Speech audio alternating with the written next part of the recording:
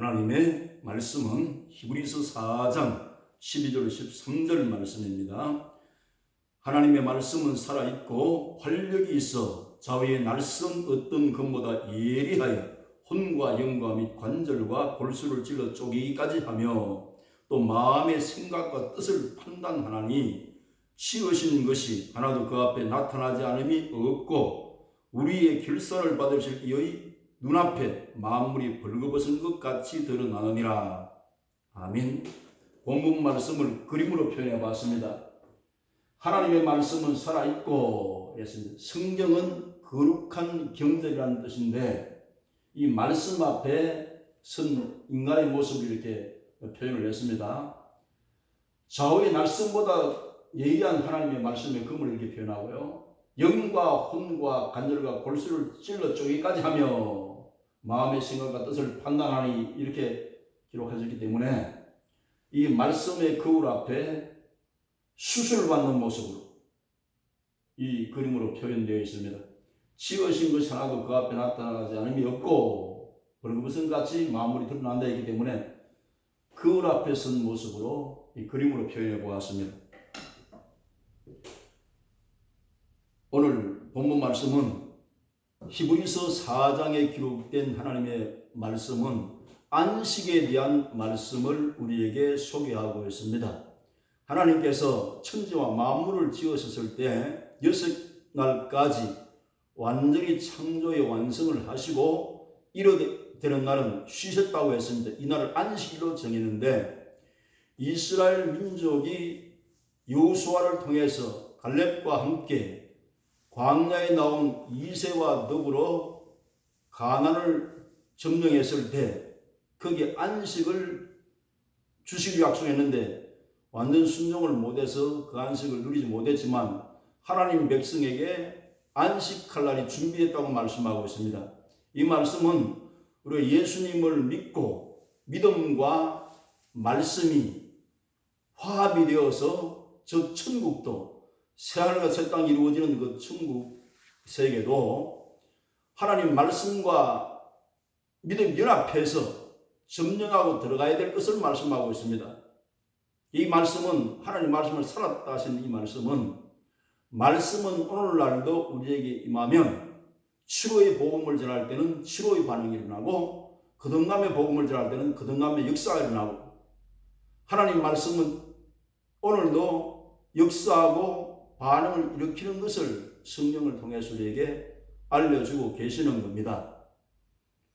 예수님은 천국을 침노하라 그러면 빼앗는다고 말씀했습니다. 이 말씀은 우주 만물 가운데 은혜가 가득하다 할지라도 그 십자가 대속의 은혜도 우리가 믿음으로 받아들여서 그 믿음이 우리 속에 들어와서 활력 있게 운행하는 이 믿음으로 내 것 되게 하려고 하면 믿음과 약속을 함께 우리가 화합해야만이 역사가 일어나는 것을 말씀하고 있는 겁니다.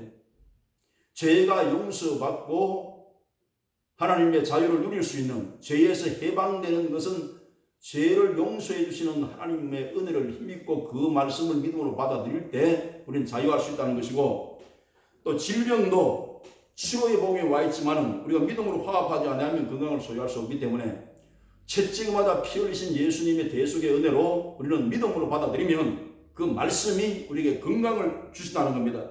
저주에서 속량되는 것도 믿음으로 화합하면 축복의 세계에 이르게 되고 사망을 이긴 예수님 복음을 우리가 이해하고 그 말씀을 믿음으로 화합하면 영생을 맛보고 그 자유를 누릴 수 있는 것을 성경이 우리에게 가르쳐주고 있습니다. 그러면 하나님 말씀의 능력을 체험한 그 내용에 대해서 말씀을 드리려고 합니다.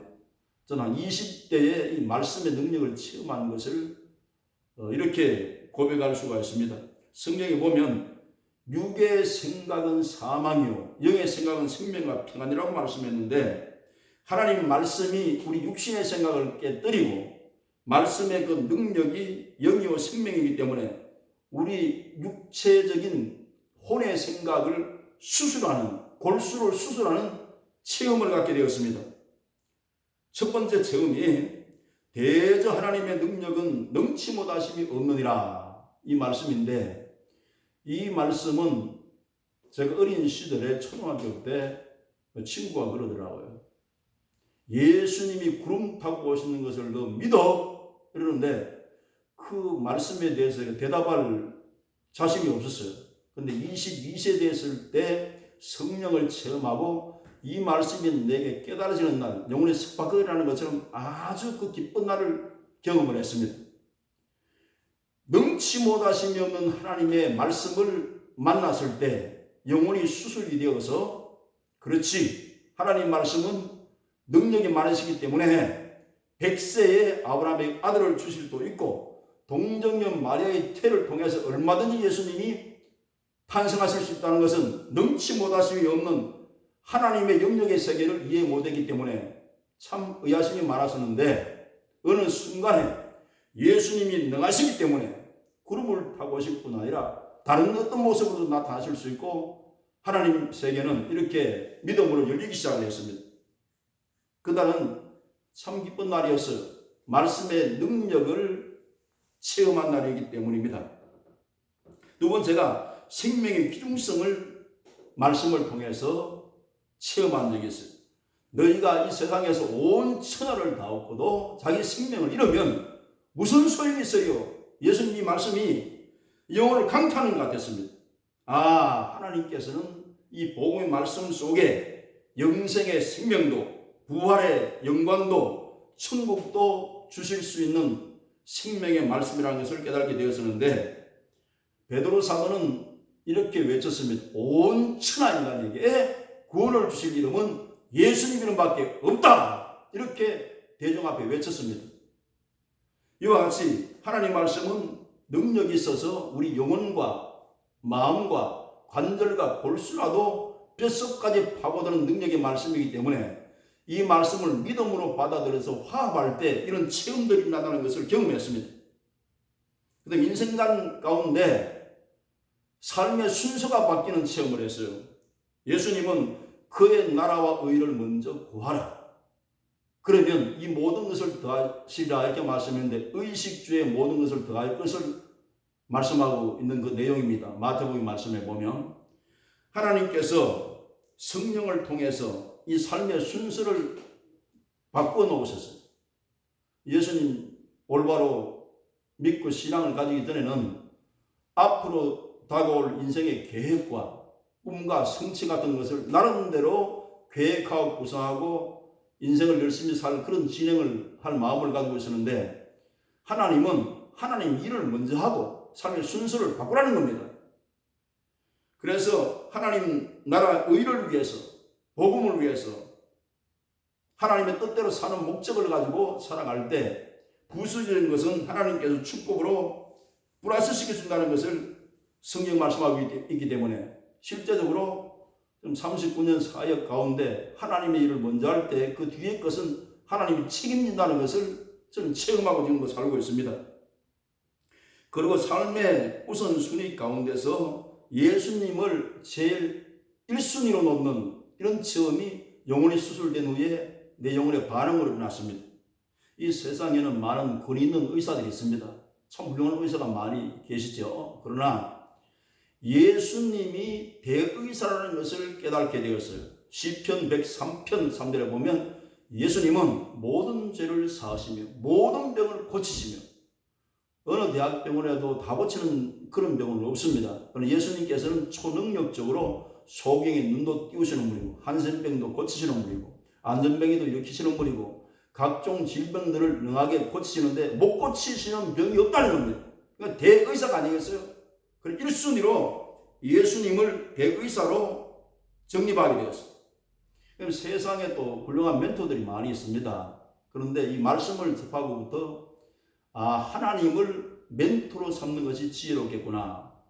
이 세상에 선후배들이 많이 계시고 이런데 이분들은 존경할 대상이고 사랑의 대상이지 절대 능력자인 하나님의 수준에 도달하지 못하는 인간입니다. 그래서 멘토는 예수님으로 설정하기로 했어요. 그래서 예수님께서 하늘의 지혜로 우리에게 가르치시는 하나님 말씀은 가장 높은 수준의 가르침이기 때문에 스승이요 멘토로서 예수님을 첫 번째 1순위로 인생에 모시기로 했습니다.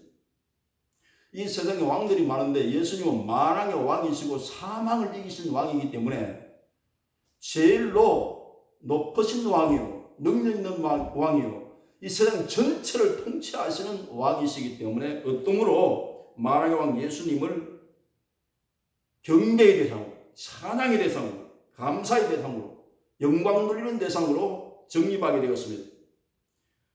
또 선한 목자 예수님이 의로우신 분이고 그분이 목양하는 목양이 가장 훌륭한 목양이기 때문에 예수님을 1순위로 그 삶을 배우도록 그렇게 설정을 한 겁니다. 왠가 하면 수고하고 무거운 짐진자들아 다 내게로 오라, 내가 너희 쉬게 하리라 말씀하시지 않습니까? 그 예수님께 죽는 그날까지 배워서 하나님 앞에서 바르게 목양할 수 있도록 선한 목자 예수님을 영혼 수술을 받고 이렇게 최우수로 모시게 되었어요. 예수님은 의로우신 분이기 때문에 예수님 앞에서 회개하는 생활을 날마다 하기로 작정을 했습니다. 우리가 회개를 할 때 바리새인과 서기관들은 저 죄인인 세리 앞에서 비교해 볼 때 우쭐한데 실제로 회개는 예수님의 의로운 삶 앞에서 한 번도 죄짓지 않으시고 바른 길을 가신 예수님의 의 앞에서 우리가 서면 너무나 초라하고 죄가 많고 뜻대로 살지 못한 우리 자신이 드러나기 때문에 성경을 읽고 발견한 것이 바로 이 모습입니다. 우리는 매일매일 예수님의 의 앞에서 회개하는 생활을 하게 하는 이 의로우신 예수님을 회개할 때 그 예수님 앞에서 회개하기로 마음먹게 되었습니다. 그 다음에 예수님은 생각을 수술해요. 우리 육의 생각이 있을 때 성경 말씀은 하나님의 생각이기 때문에 생각이 동행해야 됩니다. 하나님과. 생각이 동행하는 분이 하나님과 동행하는 분이기 때문에 성경의 창세기부터 요한계시록까지의 그 말씀은 하나님의 생각을 기록했기 때문에 우리의 생각, 육의 생각을 떼내버리고 하나님의 생각을 받아들이려고 하면 성경을 매일 읽고 그 말씀을 묵상할 때 생각이 하나님과 동행할 수가 있기 때문에 그래서 생각의 변화를 주신 분이 예수님이기 때문에 이 말씀은 생각의 변화를 가져왔다고 고백할 수가 있습니다. 그리고 성경 말씀은 받아들일 때 그 말씀을 하나님 말씀을 믿고 그 말씀을 주장하고 그 말씀을 시인하고 그 말씀을 선포할 때 말씀의 능력을 경험한다고 보는 것입니다. 그래서 예수님께서도 이 성경 말씀에 보면 마귀를 물려치실 때도 하나님 말씀에 기록된 말씀으로 신앙의 권위를 세웠음을 마태복음 4장 1절로 11절 말씀에 말씀하고 있습니다.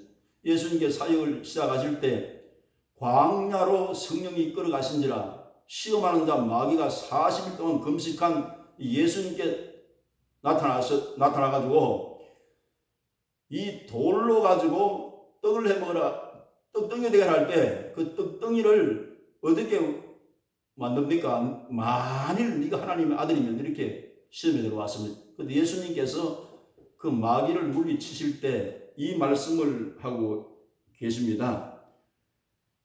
예수께 대답하여 이르시되 기록되었으되 사람이 떡으로만 살 것이 아니요 다만 하나님의 입에서 나오는 그 말씀으로 살 것이라 하셨느니라. 이렇게 마귀를 대적을 했습니다.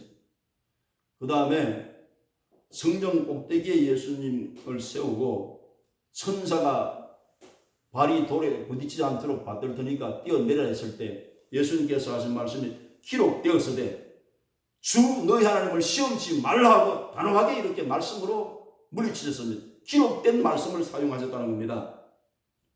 세 번째는 마귀가 지극히 높은 산으로 데리고 올라가서 천하 만국 영광을 보이고 내게 엎드려 절하면 경배하면 모든 것을 이겨 주리라. 예수님께 하신 말씀이 사탄아 물러가라 기록되었으되 주 너희 하나님께 경배하고 다만 그를 섬기라 이렇게 물리쳤습니다. 그리고 나서 마귀가 예수님을 떠나고 천사가 와서 수종들더라 이렇게 말씀했습니다. 말씀은 무한한 능력을 가지고 있기 때문에 기록된 말씀으로 우리가 신앙을 표현하는 것이 능력이 따르는 성도가 될 수 있습니다. 전 하나님의 자녀가 된 증거를 성경으로 되어 보세요. 이렇게 말씀하면 저는 이렇게 대답합니다. 요한복음 1장 12절 말씀에 예수님을 영접하는 자, 그 이름을 믿는 자에게는 하나님의 자녀되는 권세를 주셨으니 이는 혈통으로 육정을 하지 않고 하나님께로 난 자라고 말씀했습니다. 기록된 이 말씀이 예수를 믿으면 하나님 자녀된다고 하는 이 말씀을 드러내놓고 있습니다. 이 말씀을 주장하고 시인하고 선포할 때 명확한 신앙을 가질 수 있다는 것을 기억하시길 바랍니다. 우리는 예수님의 신부로 선택받은 교회 성도님들입니다. 지금 말세에 우리가 신앙생활 분들은 하나님께서 특별한 선택을 하셔서 예수님을 신랑으로 하고 신부된 교회는 하나님께서 말씀의 정으로 성령의 망치로 예수 그리스도의 형상을 빚고 있다는 것을 성경을 통해서 알 수가 있습니다. 바울은 예수님 믿고 구원받은 사람들이 예수님의 형상을 닮아가기 위해서 목회를 하는데 해산하는 수고를 아끼지 않았다고 말씀하고 있습니다. 우리가 잘 알고 있는 미켈란젤로는 아주 유명한 조각가인데 그의 일화를 말씀을 드리겠습니다. 이 미켈란젤로가 데이리스 가게를 지나갈 때 그때 큰 돌이 하나 있었는데 그 주인에게 물었습니다. 이 돌이 필요한데 이 돌에 대해서 이야기했을 때 주인이 대답이 이랬습니다. 이 10년을 이 가게에 두고 놓는데 아무도 그 돌을 떠보지도 않는데 이 돌이 필요하면 가져가세요. 그래서 그 돌을 볼 때 미켈란젤로는 그 돌을 보는 순간에 예수님께서 이렇게 말씀하시더랍니다. 내가 이 돌 속에 누워있으니 필요 없는 것을 다 떼어내서 나를 나타내다오. 이렇게 하시더래요. 그래서 1년 동안 조각을 했습니다. 그래서 25세에 완성을 했는데 이 조각품이 예수님이 십자가에 매달려 서서 죽음을 치르시고 그 다음에 십자가에 내려서 마리아 모친이 그를 안고 비통해하는 그 모습을 조각을 했는데 그 유명한 피에타라는 조각품입니다. 이 피에타는 이탈리아 말로 자비를 베푸소서 이런 조각품인데 그 어깨가 축 늘어진 그 모습을 보면 어떻게 대리석으로서 저런 표현을 할 수 있을까? 놀랄 만한 시대의 대작입니다. 그 조각가로서 이런 말을 했다고 합니다. 조각이라는 것은 필요 없는 부분을 떼내는 것이다. 필요한 부분만 남을 거 아니에요. 그 위대한 작품이 되기 위해서는 깎이고 갈리고 떼내는 부분이 있어야만이 조각품이 되듯이 예수님은 오늘도 우리 하나님의 사람들을 예수님 신부로 잘 다듬기 위해서 신앙의 생활에 예수님의 형상을 이루기 위해서 말씀의 정으로 또 성령의 망치로 우리를 잘 조각해서 참으로 위대한 글작품을 만들기 위해서 일하고 계시다는 것을 기억하시고 신앙생활 육의 생각으로 볼 때는 깎이는 것 같지만은 떼내는 것 같지만은 하늘나라로서는 소담스러운 열매가 맺힐 수 있는 위대한 작품이 될 수 있기 때문에 이 소망적인 신앙 의식을 가지고 모두가 말씀을 체험하고 기록된 말씀을 주장함으로 능력 있고 소망 있는 신앙생활을 이루시기를 주 이름으로 축원합니다.